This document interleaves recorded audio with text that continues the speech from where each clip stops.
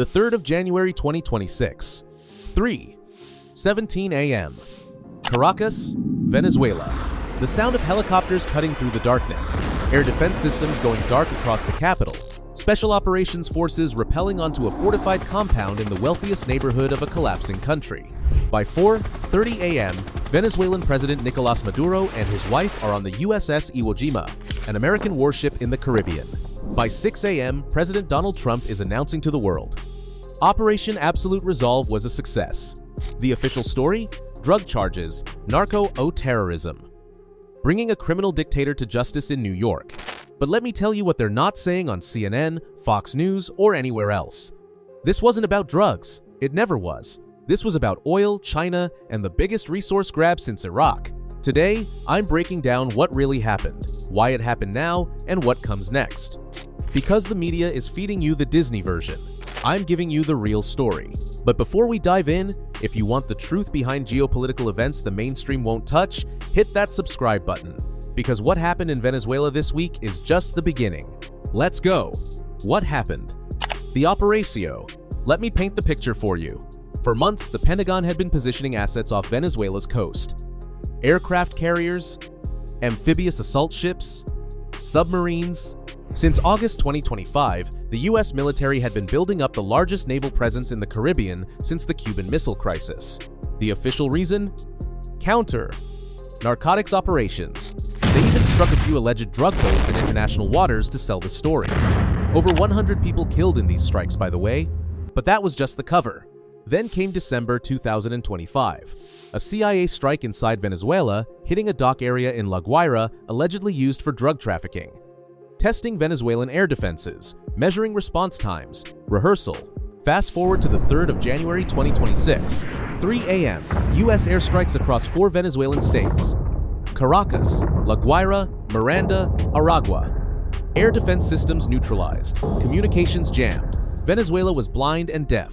3:15 a.m., the FBI's hostage rescue team, the same unit that takes down terrorists and high-value targets, breaches Maduro's residence, backed by U.S. Special Operations Forces whose identities remain classified.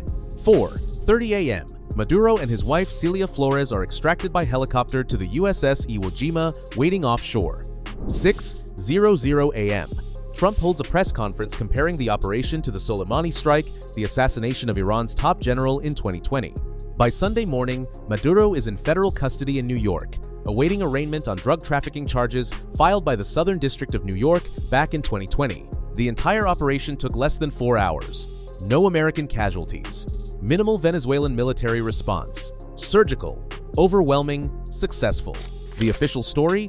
It's about drugs. The White House is selling this as law enforcement. They'll tell you Maduro was indicted in 2020 on narco-terrorism charges, that he turned Venezuela into a narco state, that he partnered with Colombian cartels to flood America with cocaine. All of this is true, by the way. The indictment is real. Narco, terrorism conspiracy, drug trafficking, money laundering. The evidence includes testimony from former cartel members, intercepted communications, and financial records showing billions in drug money flowing through Venezuelan government accounts. Defense Secretary Pete Hegseth at the press conference. This was an arrest operation to bring a wanted criminal to face justice. Trump himself. Maduro has poisoned our streets. We're cleaning up our hemisphere. America first means a secure neighborhood. It sounds reasonable, right? A dictator getting his due. Justice served. But here's what I need you to understand. The drug charges are real, but they're not the reason. They're the excuse. Because if this was really about drugs, why didn't they arrest him in 2020 when the indictment was filed? Why wait until 2026? Why wait until Trump's second term? The answer has nothing to do with cocaine. What it's really about. The $2 trillion prize. Let me show you what Venezuela actually is. Oil. The real target. Venezuela has 303 billion barrels of proven oil reserves. That's not a typo, 303 billion. For context, Saudi Arabia has 267 billion. Venezuela has the largest oil reserves on Earth. At current oil prices around $75 barrel, that's $22 trillion worth of oil in the ground. Even accounting for extraction costs, Venezuela is sitting on at least $2 trillion in accessible oil wealth. But here's the twist. Under Maduro, that oil stayed in the ground. Production collapsed from 3 million barrels day in the 1,990 seconds to barely 700,000 today. Corruption, mismanagement, and US sanctions choked the industry. Translation: the largest oil reserves on Earth have been offline for a decade. Now imagine this. A friendly government takes over. US oil companies, ExxonMobil, Chevron, ConocoPhillips, get contracts. Production ramps back up to 2 to 3 million barrels a day. Who controls global oil prices then? Not OPEC, not Russia, the United States. This is about the petrodollar. Oil traded in US dollars keeps the dollar as the world's reserve currency. Venezuela's oil coming back online under US control cements that dominance for another generation. China's $60 billion nightmare. Here's where it gets interesting. China has loaned Venezuela over $60 billion since 2007. Beijing was betting on Venezuelan oil to fuel its economy and challenge US energy dominance. That bet just exploded. With Maduro gone and a USAC-backed government incoming, those Chinese loans? Worthless. Venezuela's new government will declare them illegitimate or restructure them into pennies on the dollar. This is a message to Beijing. Your Belt and Road loans are only as safe as we let them be. Invest in the global south at your own risk. And here's the brutal part. Chinese diplomats didn't make it out of Venezuela before the operation began. US forces locked down the airspace.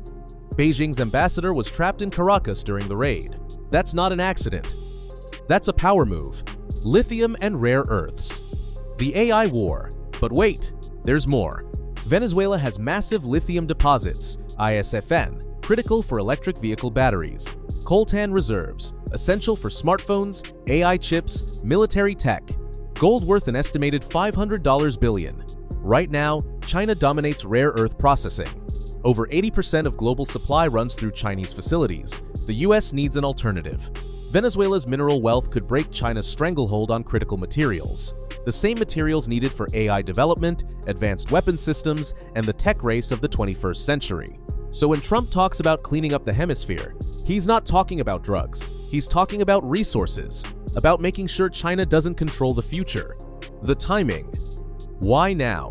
So why January 2026? Why not 2020 when the indictment was filed? Why not during Trump's first term? 3 reasons. 1. Trump's second term. First term, Trump couldn't do this. Too much political risk, too much blowback. The establishment would have crucified him. But second term Trump? No re-election concerns. National security strategy explicitly says the US will take a more active role in the Western Hemisphere. Trump corollary doctrine? America's backyard is America's business. He's not worried about international law, not worried about UN condemnation. He's doing what he said he'd do. America first, full stop. 2. China's weakness. China's economy is struggling. Real estate collapse. Youth unemployment over 20%. Belt and road projects failing globally. Beijing is on its heels. This is the moment to strike. China can't respond militarily, can't protect its investments. Venezuela was a test. How far can we push before China pushes back? Answer: pretty damn far. 3. Venezuelan collapse. Maduro's regime was dying anyway. Over 7.9 million Venezuelans have fled, the largest refugee crisis in the Western Hemisphere. The economy has collapsed by 80% since 2013. Inflation hit 1,000% at its peak. The opposition was gaining strength. Maria Corina Machado, ETCM, who just won the Nobel Peace Prize, proved Maduro stole the 2024 election. International pressure was mounting. The US saw an opening.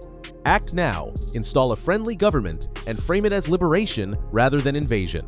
It's Iraq too, but smarter. What happens next? The transition. So, Maduro's in New York. Now what? The puppet government.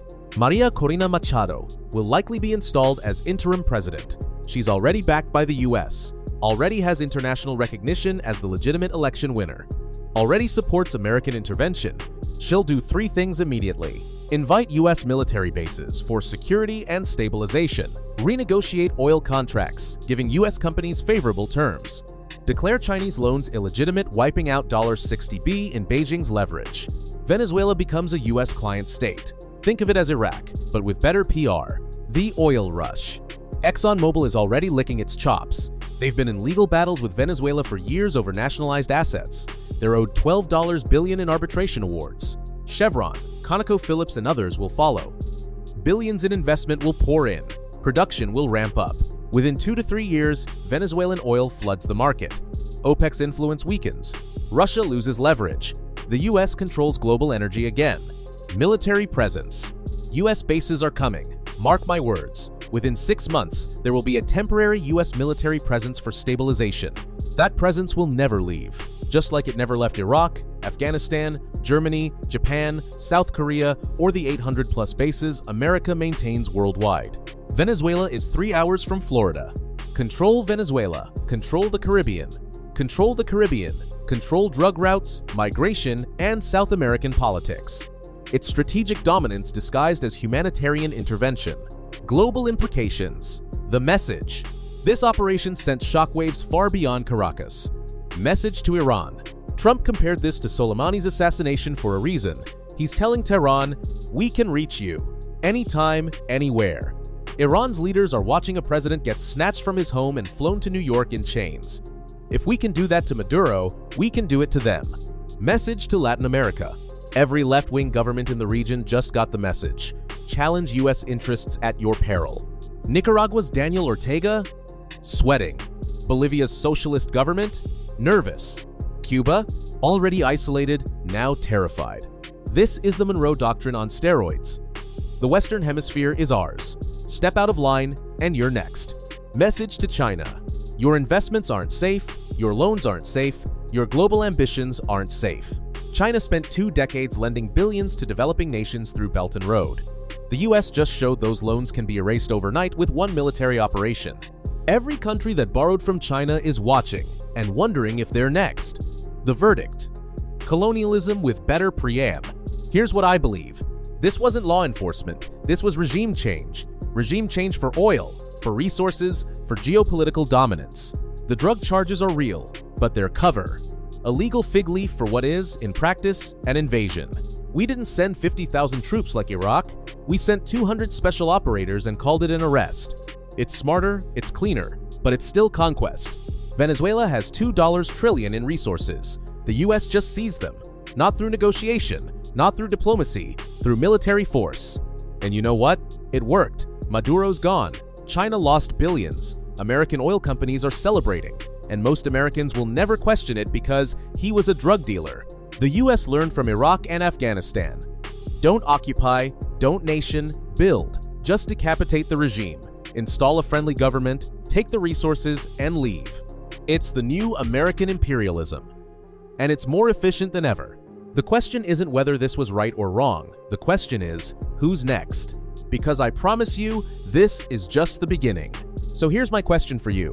Do you think this was justified? Was Maduro a criminal who deserved it? Or is this just Iraq 2 with better marketing? Drop your honest take in the comments. No judgment, just real talk. And if this breakdown opened your eyes to what's really happening, smash that subscribe button, because the next target is already in the crosshairs. Next up, why is the US military suddenly surrounding Cuba? The answer involves Guantanamo, Chinese naval bases, and a plan that's been 60 years in the making.